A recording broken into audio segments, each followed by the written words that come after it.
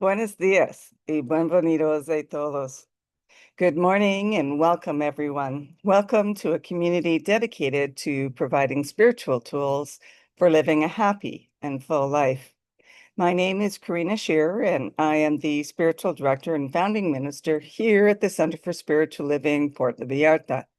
If you would like to join us for the live Zoom meeting, please contact me for the link and the password, or check our website, www.cslpv.org, and you'll find the link on the weekly talk section.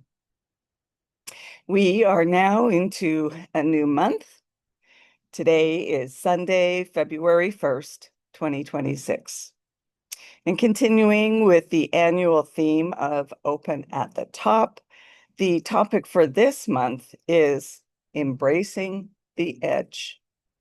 Today, our topic is Living on the Inner Edge. One of the suggested books for reading this month is The Inward Journey by Howard Thurman. So at this time, I would like to once again welcome everyone, including those that are new to our teaching and to our center in Vallarta, whether you are on the live Zoom call or watching the replay at a later time. Here we honor all faith traditions, so whatever path you are on, know it is the right one for you. No matter what your background is, everyone is welcome here. We teach a philosophy called the Science of Mind. It's a teaching based on new thought and ancient wisdom, where we offer spiritual tools and principles to promote personal growth. And we honor diversity in all aspects. When Dr. Ernest Holmes founded this teaching in the 1920s, he had studied both Eastern and Western spiritual texts in order to create the science of mind, which focuses on the individual use of our thoughts and this powerful thing called the mind. When asked to provide a concise definition of the science of mind teaching, Holmes replied, "It is a correlation of laws of science, opinions of philosophy, and revelations of religion applied to human needs and aspirations." So each week, we offer a service with an inspirational message. We offer the Zoom meeting at 10 a.m. and meet in person Sundays at noon. After each service, whether it's in person or online, hang out with us afterwards to enjoy a cup of coffee and some great conversation with like-minded people. So as we do each week, let's together review our purpose, vision, and mission statements.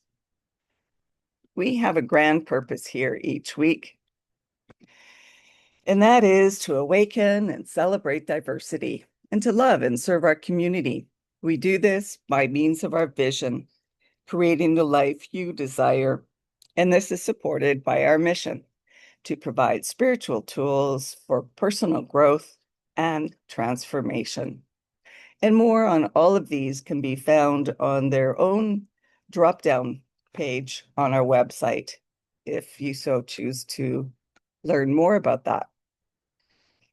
And now, as we have been doing, once again, let's have a look at the creative thought prayer for Sunday, February 1st.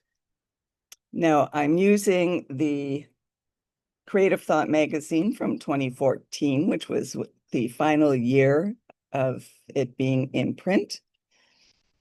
And so, as you know, creative thought prayer is done in the first person.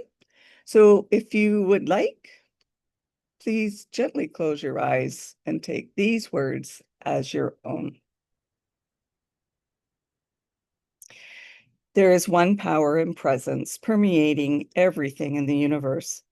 I rejoice that I am an individualized expression of it as it moves in its entirety in, through, and as me. I clarify my desired intentions, wisely choosing those that nurture and uplift me and all others in my world.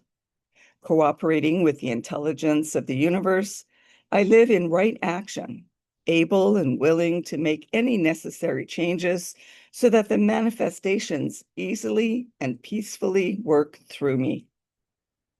In calm assurance, I go about my daily life, knowing that my declared intentions are now complete in divine mind and appear in due time in my world of effects. Grateful that this is the truth of my being, I completely release any concern or anxiety as I trust the law to respond creatively and intelligently to my truth. I live in calm assurance, and so it is. And that was originally submitted by Reverend Nancy Fagan from Jacksonville, Florida. So the edge is not a door, not a limit, it's a doorway. So this week, our journey inward to the threshold of transformation, where we ask, where am I being invited to stretch beyond self-judgment into deeper acceptance? Let's courageously explore the edge of our inner world, welcoming any discomfort at the birthplace of our growth. So I'm going to start with a story about William Dorsey Swann, the first queen of drag and a life on the edge. When we talk about embracing the edge, we're talking about more than just taking a risk. We're talking about stepping into the unknown, challenging the limits of what is considered acceptable, and daring to embrace a vision of life that others can't even imagine yet. Few figures illustrate this more powerfully than William Dorsey Swann, often called the first drag queen in the United States, and arguably the first person to lead a queer liberation movement in America. Born into slavery in Maryland, 1860, Swann came of age in a country still reeling from Civil War and Reconstruction. He was not simply living at the edge of history, he was forging it. By the 1880s, Swann had hosted what we now recognize as some of the first drag balls in Washington, D.C. Gatherings of Black men, now mainly former slaves, who dressed in elaborate gowns and danced in secret. Imagine that. In a time when simply existing as a free Black man was fraught with danger, Swann went further. He created spaces of joy, resistance, and radical self-expression. Police raided these balls, and Swann was arrested multiple times.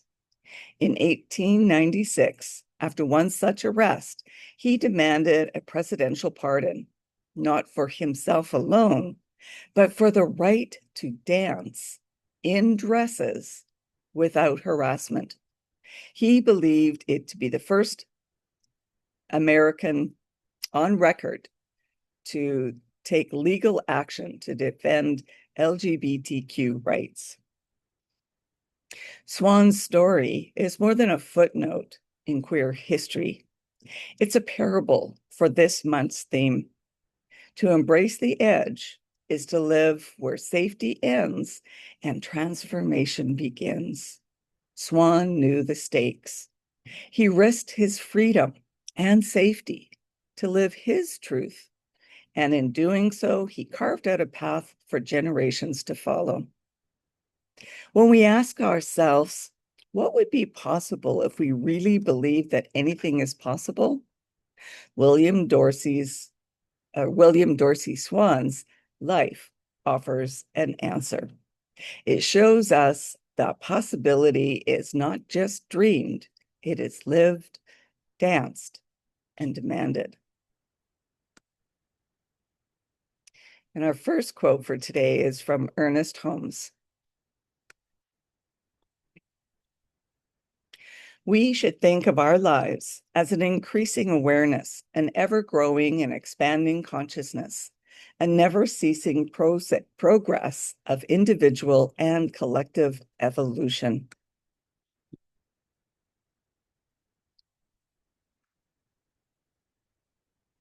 So the standards of the human race are always in a state of flux, changing from generation to generation, from day to day, and from individual to individual. But the standard of spirit is ageless, changeless, and unvarying. It is perfection, nothing less. When the level of the individual's thinking is separated from that of the world and raised to that of the spirit, their standard changes from the imperfections to perfection. And this is the true norm. Regardless of their present experience, humans have access to perfection for the minutest detail of their life. Spirit could not possibly have had any idea which is less than perfection. Anything less than this implies an imperfect spirit or something opposed to God, which it cannot be. Spirit knows only the perfect and knows nothing of the imperfect. Every step of the great creative activity of spirit has been characterized by perfection. The tiniest organism adheres to a perfect pattern and functions according to a perfect law. And that was taken from the book, The Essential Earnest Homes by Jesse Jennings. So living on the inner edge is about meeting the tension between who we think we are and who we actually are. Howard Thurman describes how fiercely we cling to our private sense of self, even as life invites us to step beyond it. The inner edge, the boundary between the familiar and the unknown, often feels uncomfortable because it challenges our self-judgments and the small stories that we tell about ourselves. Ernest Holmes reminds us that while human, our standards shift and falter, and the standard of spirit is always perfection. Science of Mind teaches us that our true nature is already whole, perfect, complete, even if we don't believe it just yet. To live on the inner edge is to allow that perfection to seep into the cracks of our self-perception, softening judgment and expanding our acceptance. It is to release our grip on the private possession of our life and open to a greater identity, one that sees ourselves as spirit sees us. Holmes wrote this: human endeavor is an attempt to get back to first principles, to find such an inward wholeness that all sense of fear, doubt, and uncertainty vanishes.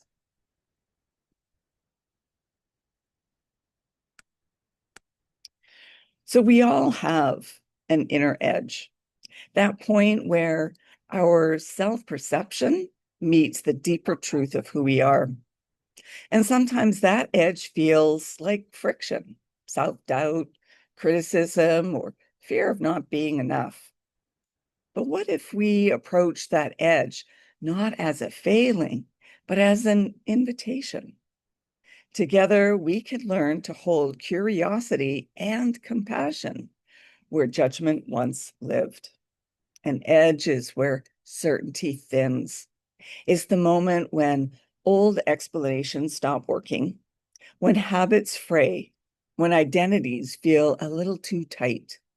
We usually call that discomfort failure because it interrupts momentum and bruises the ego. But if we reframe it as an invitation, the edge becomes a threshold rather than a wall. So seen this way, The edge invites curiosity instead of judgment. It asks, what is this tension revealing? What assumption is being questioned? What truth can't surface while I cling to what's familiar? The unease isn't evidence that something has gone wrong.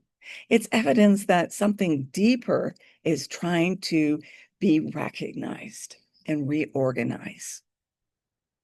Every meaningful transformation happens at an edge.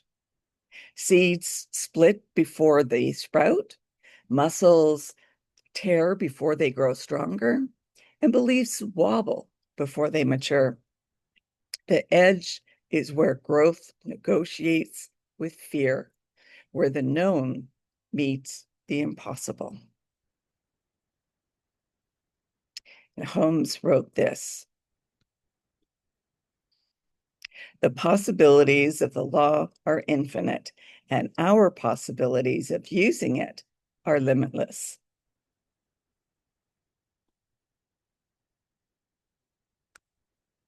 So Science of Mind teaches us that spirit knows only perfection. And this isn't called to, it's not called to be pretending that we're flawless. It's a call to see ourselves through the lens of divine wholeness. When we align our thinking with spirit, we begin to dissolve that harsh and shifting standards of race mind and rest in a deeper, unchanging truth. We are already enough. In How to Use the Science of Mind, Holmes wrote this: we should think of our lives as an increasing awareness, an ever-growing and expanding consciousness, a never-ceasing progress of individual and collective evolution.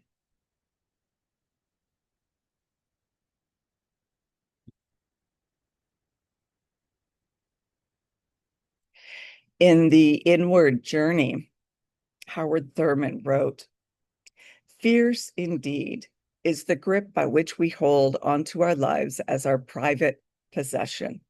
The struggle to achieve some sense of individuality is in the midst of other people and other things is grim.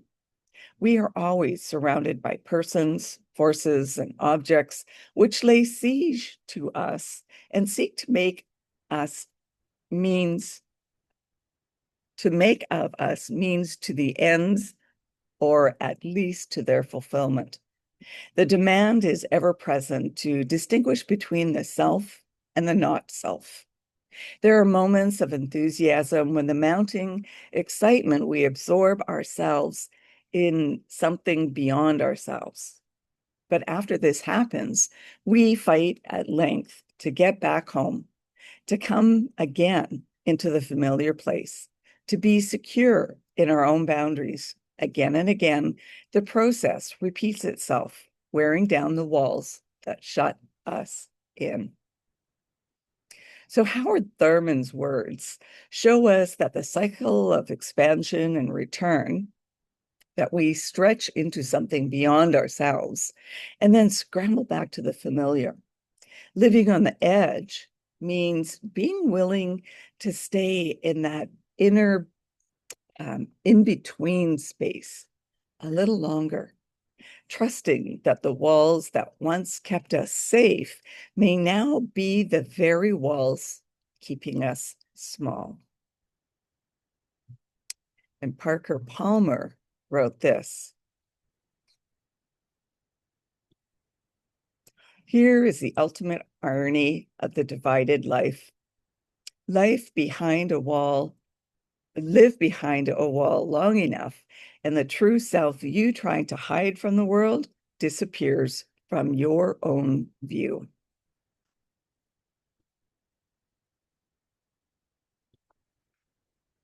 So living on the inner edge is not about being reckless with our inner life.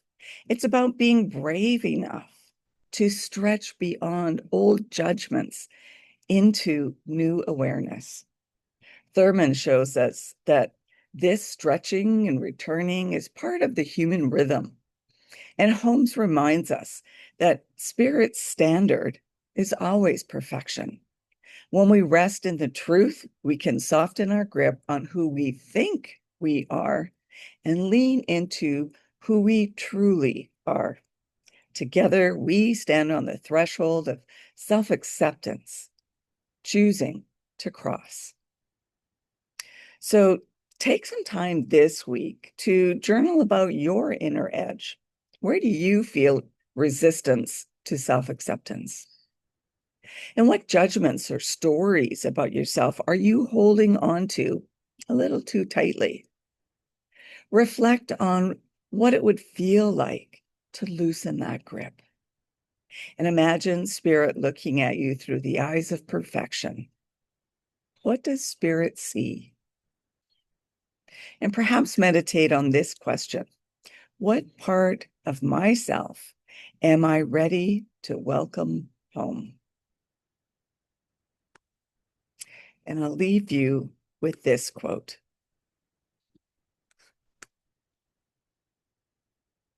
Don't follow your passion, follow your curiosity. And that leads us to our affirmation for the week. I meet my inner edge with courage, curiosity, and compassion. And now for news and updates at our center. We are now in our new location since November, and that is at the Living Room Bookstore and Cafe in Cinco de Diciembre. And the location is noted on its own drop-down page on our website. If you are interested in learning more about the Science of Mind teaching, we do offer courses via Zoom as well as in person. So connect with me or check our website to find out details. And there's also a survey there where you can input any specific courses that or book studies or whatever you would like to see in the upcoming weeks or months. And let me know what it is that you want so that we can plan for these. Also, if you would like to have a one-on-one connection for a spiritual mind treatment, please let me know so that we can make time for this as well. And that can either be by telephone, Zoom, Messenger, WhatsApp, or in person. So if you would like to become a member of the Center for Spiritual Living, Puerto Vallarta, for this current year, as membership does renew annually, or if you'd like to be on our board of trustees, please contact me so that you can be sent the current forms. And our annual general meeting with the board will be in April, I believe. And you are all welcome to come and join us on the Zoom meeting. But in order to vote, you must be a member.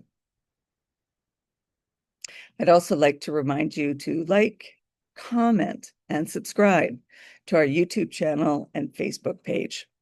The more you like and comment on YouTube, it affects the algorithm so that it gets out to more people. So please support us in that. And let me know if you would like to receive the weekly post via Substack. So now it is time for mindful giving and financial support of our spiritual home. We rely on your support to continue our center here in Vallarta so that we can continue offering this powerful teaching of the science of mind. We bless the financial gifts that you give. Every donation is appreciated. And donations can be made via PayPal or Tithely on our website, www.cslpv.org, and you'll find the donate buttons for both of them on the landing page, as well as at the top of the page where you find the weekly talk videos. Alternatively, you can still send in a paper check by addressing it to CSLPV number 403, 2125 Birch Road, Kelowna, BC, B1Y8M1. And of course, we still accept cash. And now, please join me in our offertory affirmation. I know that my giving blesses and multiplies all that I am, all that I have, and all that I give and receive.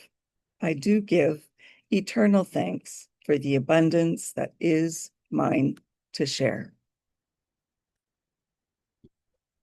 So thank you for coming and sharing this time together. And let's continue practicing peace. We can each be a force for peace and nonviolence. Our words and our actions create ripples of peace all around us and beyond. Peaceful living includes acting with compassion, kindness, and consideration. And it also includes standing up against injustice. And now more than ever before, we need to stand for peace. Hug your friends, your neighbors, your loved ones, and hug yourself. May peace and love be with you. Blessings to all. Namaste.